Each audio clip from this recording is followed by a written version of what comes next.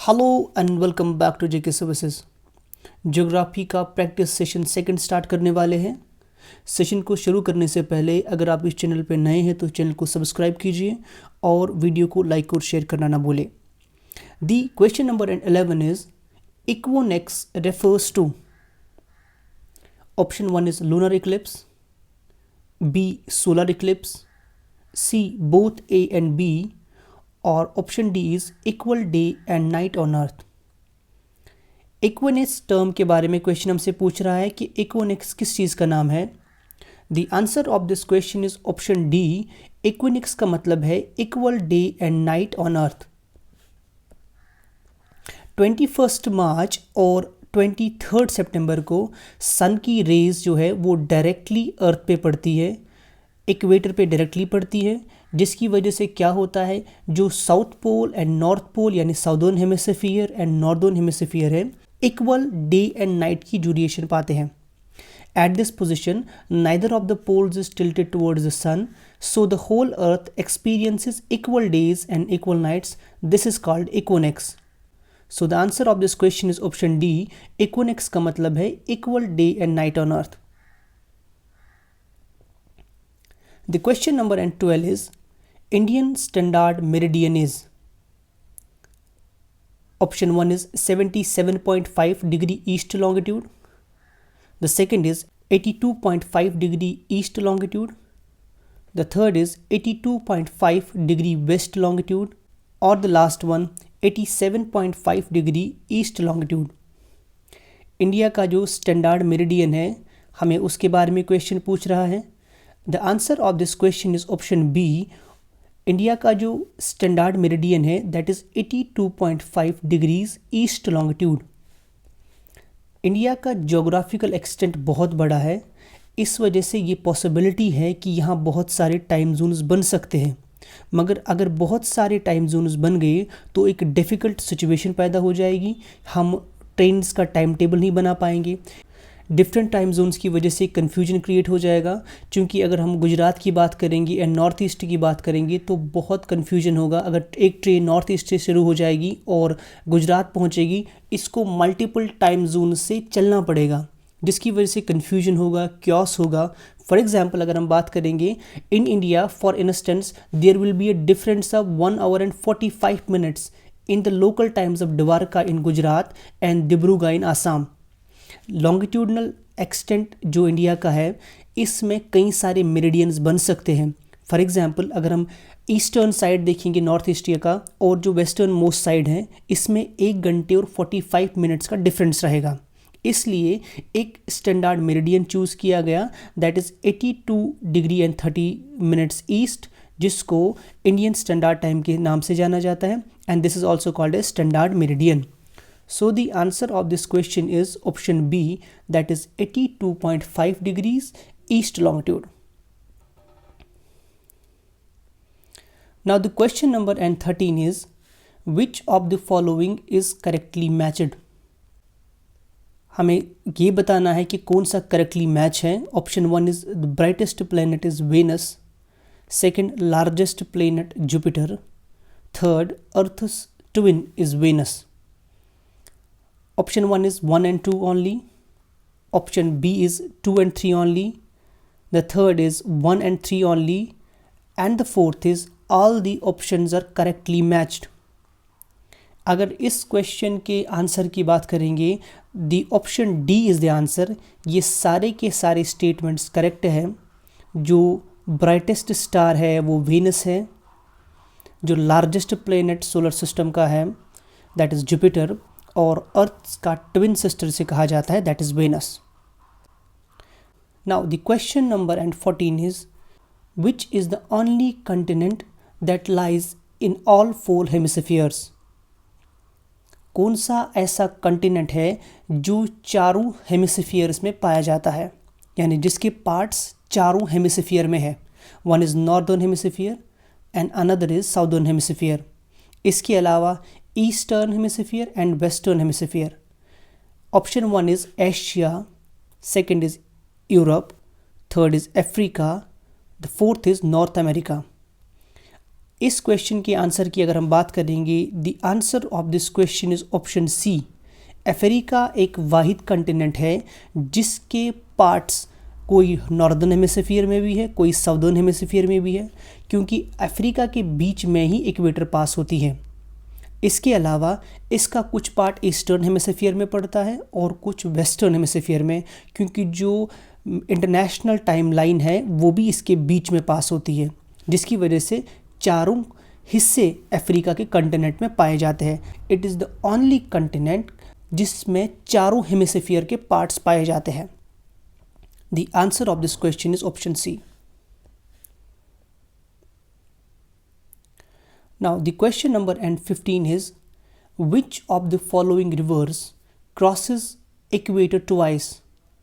इनमें से कौन सा ऐसा रिवर है या रिवर्स है जो दो बार इक्वेटर को क्रॉस करते हैं, यानी एक बार क्रॉस किया फिर टर्न होकर दोबारा क्रॉस करते हैं।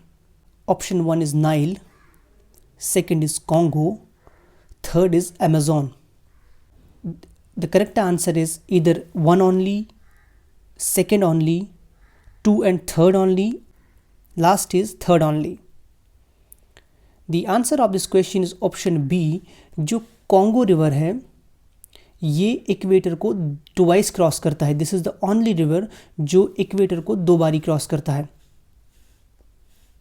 सो the answer of this question is option B, that is 2 only. You can see here Congo is the only river in the world that crosses equator twice. Now question number N16, consider the following statements. Statement 1 is, China has only one time zone. The second is, North Pole and South Pole have no time zones. And statement 3 is, International Space Station uses GMT. Option 1 is 1 only, the B is 2 and 3 only, third is second only, और the fourth all these statements are right.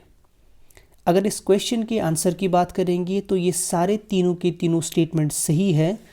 Explanation की ओर जाते हैं।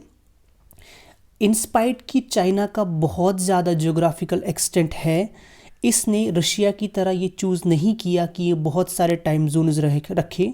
China decided to follow a single time zone for unifying its country and its people soon after the Communist Party assumed power. Hence option first correct है, जिसमें यह बताया जा रहा है कि चाइना का खाली एक ही टाइम जोन है। सेकेंड स्टेटमेंट हमसे कहता है कि नॉर्थ और साउथ पोल कोई टाइम जोन फॉलो नहीं करता। ये भी स्टेटमेंट सही है, क्योंकि सारे लॉन्गिट्यूड्स कन्वर्ज होते हैं नॉर्थ एंड साउथ पोल पे। They have no time zone. The third statement talked about कि जो इंटरनेशनल स्पेस स्टेशन है वो ग्रीनविच मीन टाइम फॉलो करता है, तो ये भी स्टेटमेंट सही है। इंटरनेशनल स्पेस स्टेशन फॉलो करते हैं Greenwich mean time. So the answer of this question is option D, which says that all the above statements are correct. Moving to the next question, that is question number 17, which of the following areas are considered to be the best fishing zones in the world? ये question काफ़ी बार पूछा गया है। इनमें से options में से कौन सा ऐसा एरिया है जिनको दुनिया का सबसे बेहतरीन फिशिंग जोन माना जाता है, यानी वहाँ सबसे बेहतरीन मछलियाँ पकड़ी जाती है, ज़्यादा मछलियाँ पकड़ी जाती है। The option 1 is the areas where cold current flows. Option 2 is the areas where hot current flows. The third option is the areas where warm and cold currents meet. And the last option is the area of the sea that is around the equator. इस question का जो answer है that is option C. दुनिया का best fishing zone वो area है जहाँ पे वार्म और कोल्ड करंट्स मीट करते हैं। वार्म करंट्स उन करंट्स का नाम है जो इक्वेटर से पोल्स की ओर जाते हैं, और कोल्ड करंट्स उनका नाम है जो पोल से, चाहे नॉर्थ पोल है या साउथ पोल है, वहाँ से इक्वेटर की तरफ आते हैं। बेहतरीन फिशिंग ग्राउंड्स वो बनते हैं जहाँ ये दो करंट्स, दो warm and cold currents meet करते हैं। एक ब्रीफ एक्सप्लेनेशन है। The areas where the warm and the cold currents meet provide the best fishing grounds of the world. जो सीज अराउंड जापान है और eastern coast of North America, ये कुछ examples है ऐसे को एरियाज़ की जहाँ बेस्ट फिशिंग की जाती है। लेकिन इसके अलावा एक और यहाँ पे इसका ड्रॉबैक ये है, जहाँ जो एरियाज़ जहाँ पे वार्म और कोल्ड करंट्स मीट करते हैं, ये फॉगी वेदर होता है वहाँ पे, यानी धुंध होती है। इस वजह से डिफ़िकल्टी नेविगेशन में होती है, जहाज़ को नेविगेट करने में काफ़ी डिफ़िकल्टी रहती है। So the answer of this question is option C, which says the areas where warm and cold currents meet are the best fishing zones in the world. Now the question number 18 is, the main cause of the origin of tides in the ocean is, जो समंदर में लहरें उठती है उनका सबसे ज़्यादा important काज क्या है उठने का? What is the most important reason? Main reason जो है, Option 1 is gravitational force of sun. Second, moon's gravitational force. Third, due to the force of gravity of both sun and the moon. Or D, sea water streams. The answer of this question is very simple. That is option C. जो force of gravity sun और moon earth पे exert करती है, उसकी वजह से tides लहरें समंदर में उठ जाती है। जो रिदमिक राइज एंड फॉल है ओशन वाटर का, जो दिन में ट्वाइस होता है, एक हाई टाइड कहते हैं जब शोर लाइन पे का पानी काफ़ी ज़्यादा अंदर आ जाता है, और लो टाइड होती है जब एक्सपोज्ड रहता है शोर लाइन। इसका रीज़न ये है, जो ग्रेविटेशनल पुल सन और मून अर्थ पर एक्सर्ट करती है, this is the reason for tides. The strong gravitational pull exerted by sun and the moon on earth causes the tides. Now the question number 19, which cities of India are connected by Golden Quadrilateral Highway? Golden Quadrilateral Highway जो है, कौन से cities ऐसे हैं जो इस highway से connect है? It is quadrilateral, यानी 4 cities है जो कनेक्ट कर रहा है Golden Quadrilateral. Option 1 is Delhi, Mumbai, Chennai and Patna. The second is Delhi, Mumbai, Kanpur and Kolkata. C is Mumbai, Ahmedabad, Chennai and Kolkata. The D option is Delhi, Mumbai, Chennai and Kolkata. The answer of this question is option D, जो golden quadrilateral highway है, ये connect करता है दिल्ली को मुंबई से और चेन्नई से और कोलकाता से। Now the last question of today's session is, what are known as prairies? Prairies किन्हें कहा जाता है? Option 1 is tropical grasslands of North America. Option 2 is the temperate grasslands of South America. Third is tropical grasslands of South America or temperate grasslands of North America. The answer of this question is option D. जो temperate grasslands हैं north America के, उनका नाम prairies है। अब इसके बारे में थोड़ी सी एक्सप्लेनेशन ये है, जो टेम्परेट ग्रासलैंड्स हैं नॉर्थ अमेरिका को, इनको प्रेरीज कहा जाता है। ये रीजन फ्लैट है, जेंटली स्लोपिंग या हिली लैंड रहता है। ये most of the part in prairies का है, वहाँ ट्रीलेस है यानी दरख्त नहीं पाए जाते हैं, लेकिन टाल ग्रास ऑलमोस्ट 2 मीटर्स तक हाई चला जाता है, जो इस सारे लैंडस्केप को डोमिनेट करता है। It is actually a sea of grass, यानी इतना ज़्यादा ग्रास उगता है कि समंदर जैसा ग्रास बन जाता है। सी ऑफ ग्रास इसे कहा जाता है। देयरफॉर जो प्रेरीज है, ये temperate grasslands of North America में पाए जाते हैं। This is all about today's session. Hope कि आपको ये सेशन पसंद आया होगा।